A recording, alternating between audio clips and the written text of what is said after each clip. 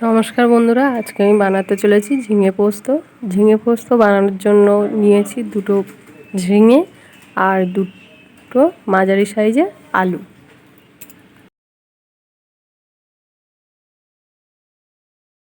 এখানে আমি ঝিঙেগুলোকে কেটে নিয়েছি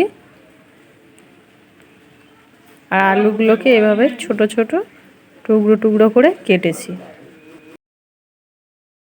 ঝিঙে পোস্ত বানানোর জন্য লাগছে কালো জিরে, শুকনো লঙ্কা গুঁড়ো, লবণ আর কাঁচা লঙ্কা কেটে নিয়েছি, আর লাগছে পোস্ত।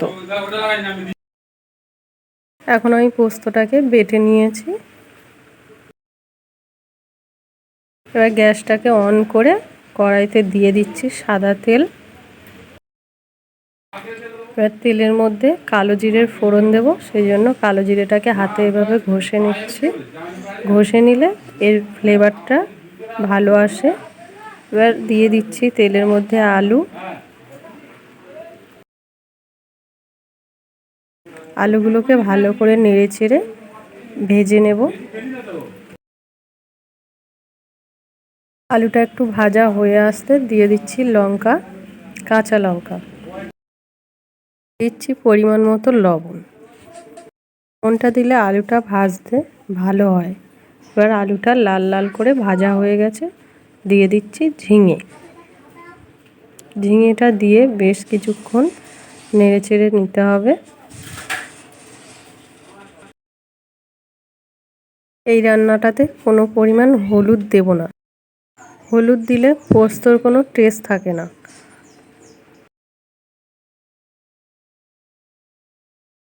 দিয়ে দেব লঙ্কার গুঁড়ো। লঙ্কার গুঁড়ো দেওয়ার পর এটাও বেশ কিছুক্ষণ নেড়ে ভেজে নিতে হবে। এবারে দিয়ে দিচ্ছি জল, পরিমাণ মতো জল দেবেন। যার যেমন পরিমাণে জল লাগবে সে সেরকম জল দিয়ে দেবে।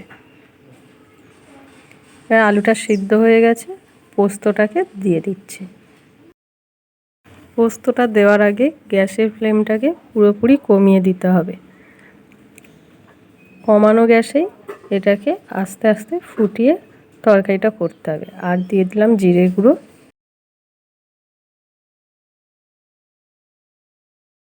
ধনের গুঁড়ো।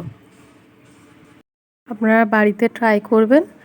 আর আমার চ্যানেলে এখনও যারা নতুন, সাবস্ক্রাইবটা করতে ভুলবেন না, আর পাশে থাকা বেল আইকনটাও প্রেস করবেন। তো তরকারি রেডি। এটা যেমন দেখতে সুন্দর হয়েছে, খেতেও অসাধারণ।